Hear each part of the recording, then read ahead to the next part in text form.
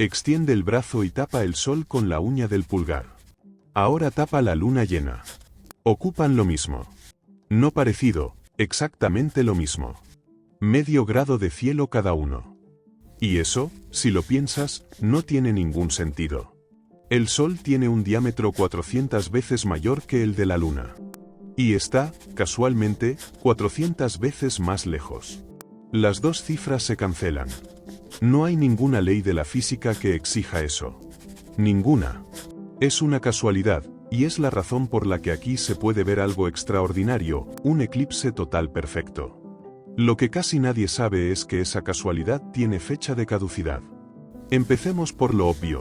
¿Cómo puede la Luna, con apenas unos 3.500 kilómetros de diámetro, tapar por completo al Sol, que mide casi 1.400.000? Porque desde la Tierra no vemos los objetos según su tamaño real, sino según el espacio que ocupan en nuestro campo de visión. Piensa en algo sencillo, una moneda cerca de tu ojo puede ocultar una montaña enorme que está a kilómetros de distancia. La moneda no es más grande que la montaña.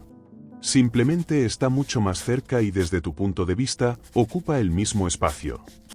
Con el Sol y la Luna ocurre algo parecido. En astronomía, ese espacio que un objeto ocupa en el cielo se llama tamaño angular, y no se mide en kilómetros, sino en grados. Utilicemos datos reales. El Sol tiene un diámetro de 1.391.400 kilómetros. La Luna, de 3.474,8 kilómetros. Y sus distancias medias desde la Tierra también son muy distintas. El Sol está a 149.600.000 kilómetros y la Luna a 384.400 kilómetros. Pero al comparar tamaño y distancia, el resultado final es este. Vistos desde aquí, el Sol ocupa en el cielo unos 0,53 grados y la Luna unos 0,52 grados. Por eso los dos pueden verse casi del mismo tamaño. Y esto es lo importante. El tamaño de la Luna y su distancia no tienen nada que ver con el Sol. Se formaron por procesos distintos, en momentos distintos. Que las dos divisiones den el mismo número no responden a nada. Es pura coincidencia. Y si encajan tan bien, surge una pregunta molesta. La Luna pasa entre nosotros y el Sol una vez al mes, en cada luna nueva. Entonces, ¿por qué no hay un eclipse todos los meses? ¿Por qué no hay eclipse en cada luna nueva? Porque las órbitas no están en el mismo plano. Si la Luna girara exactamente sobre el plano en que la Tierra rodea al Sol, habría eclipse solar cada mes y eclipse lunar cada mes, con precisión de reloj. Pero la órbita lunar está inclinada unos 5 grados respecto a ese plano. Si esto ya te sorprendió, suscríbete, porque todavía falta la parte más increíble. 5 grados suena a poco. A la distancia de la Luna, son unos 30.000 kilómetros arriba o abajo.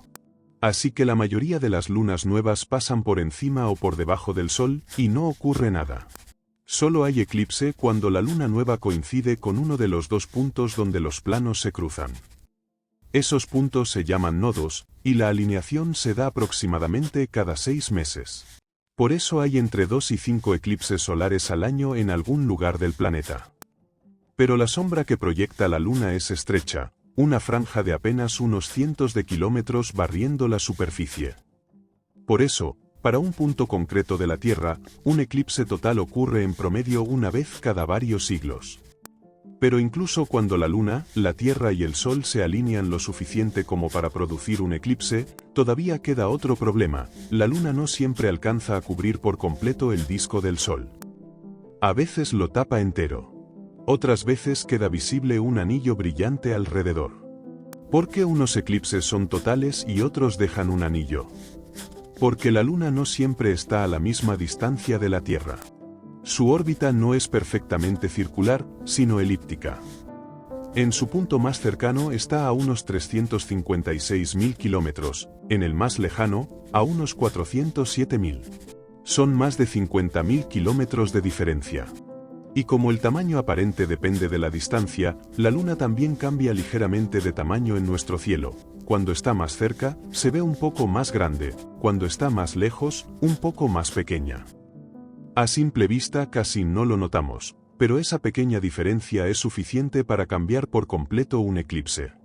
Y esa pequeña diferencia cambia por completo el resultado.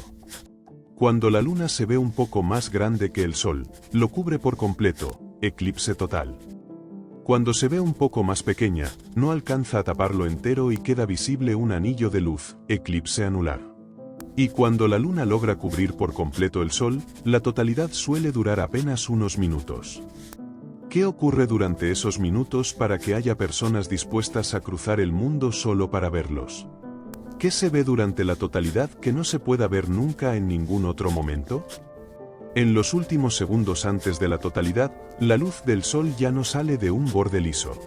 Sale por los valles y hendiduras del relieve lunar, y por eso se rompe en varios puntos brillantes separados. Esos destellos se llaman perlas de Bailey. Cuando casi todos desaparecen y queda uno solo, muy brillante, junto al borde oscuro de la luna, aparece el anillo de diamante. Y un instante después, el sol queda completamente cubierto y comienza la totalidad. La temperatura baja varios grados, los pájaros callan y la sombra de la luna puede cruzar el suelo a más de 1000 kilómetros por hora. Y entonces aparece algo que normalmente nunca vemos, la corona. La corona es la atmósfera exterior del Sol y se extiende millones de kilómetros en filamentos blancos. No es que el resto del tiempo no esté ahí. Está siempre. Lo que ocurre es que la superficie visible del Sol es aproximadamente 1 millón de veces más brillante, y por eso la borra por completo. Solo cuando la luna tapa esa superficie, la corona se vuelve visible. Y la corona trae consigo un problema que la física todavía no ha resuelto por completo. La superficie visible del Sol está a unos 5500 grados. Pero la corona, mucho más alejada del interior solar, puede superar el millón. Eso resulta desconcertante. Esperaríamos que las capas más alejadas fueran más frías, pero aquí ocurre justamente lo contrario. ¿Cómo puede la atmósfera exterior del Sol alcanzar temperaturas cientos de veces mayores que su superficie? Por eso los eclipses totales nunca fueron solo un espectáculo. Durante mucho tiempo, esos pocos minutos en los que la luna ocultaba el disco solar ofrecieron una oportunidad excepcional para estudiar directamente la corona y responder preguntas que, de otro modo, eran casi imposibles de investigar. 18 de agosto de 1868. India. El astrónomo francés Jules Janssen apunta un espectroscopio hacia el Sol durante un eclipse total. Un espectroscopio separa la luz en sus diferentes longitudes de onda. Y los elementos químicos producen patrones característicos de líneas, algo parecido a una huella dactilar. Janssen observa el espectro de las prominencias del borde solar y encuentra una línea amarilla que no coincide con ningún elemento conocido en la Tierra. Estaba muy cerca de las conocidas líneas del sodio, pero no era sodio. Era algo nuevo. En Inglaterra, Norman Lockyer llega a la misma conclusión por su cuenta. El elemento se llamaba helio, del griego helios, sol. Un elemento descubierto en una estrella antes que en la Tierra, donde no se aisló hasta casi 30 años después. Y 51 años más tarde, en mayo de 1919, dos expediciones británicas, una a la isla de Príncipe, otra al norte de Brasil, fotografiaron un eclipse buscando otra cosa. Einstein había predicho que la masa curvaba la trayectoria de la luz, y que las estrellas cercanas al Sol se verían desplazadas de su posición real. Para comprobarlo hacía falta ver estrellas junto al Sol, lo cual es imposible, salvo durante los minutos en que el Sol se apaga. Las fotografías coincidieron con Einstein. Los dos descubrimientos dependen exactamente de lo mismo, de que la luna tape el Sol casi con precisión. Ni un poco más, ni un poco menos. Y ahí llega la parte incómoda de toda esta historia. ¿La coincidencia es permanente? Sabemos que no, y podemos medirlo con una precisión extraordinaria. Las misiones Apolo dejaron en la superficie lunar unos retroreflectores. Desde la Tierra se envían pulsos láser hacia ellos y se mide cuánto tarda la luz en ir hasta la Luna y regresar. Así podemos determinar la distancia Tierra-Luna con una precisión de milímetros. Y las mediciones acumuladas durante décadas muestran algo muy claro: la Luna se aleja de nosotros unos 3,8 centímetros cada año. ¿Y por qué se aleja? La respuesta está en las mareas. La Tierra gira sobre sí misma mucho más rápido de lo que la Luna completa una órbita. Esa rotación hace que los abultamientos producidos por las mareas queden ligeramente adelantados respecto a la Luna. Su gravedad tira de la Luna hacia adelante y le transfiere momento angular. El resultado ocurre en dos direcciones. La rotación de la Tierra se frena poco a poco y la Luna se aleja. Lo cual significa dos cosas, una hacia atrás y otra hacia adelante. Hacia atrás, la Luna estaba más cerca y se veía más grande. Hubo una época en que era demasiado grande como para dejar un anillo de luz, los eclipses anulares no existían y las totalidades duraban más. Los dinosaurios miraban una luna algo mayor que la nuestra. Hacia adelante, la Luna seguirá encogiéndose en nuestro cielo. Llegará un momento en que, incluso en su punto más cercano, ya no alcanzará a cubrir por completo la discoteca solar. Ese día ocurrirá el último eclipse total de la historia de la Tierra. Después, solo quedarán eclipses anulares. Las estimaciones sitúan ese momento dentro de varios cientos de millones de años. Entre aquel pasado y ese futuro existe una ventana limitada en la que el Sol y la Luna ocupan casi el mismo espacio en nuestro cielo. Vuelve entonces a la uña del pulgar del principio, hoy los dos discos caben casi exactamente detrás de ella.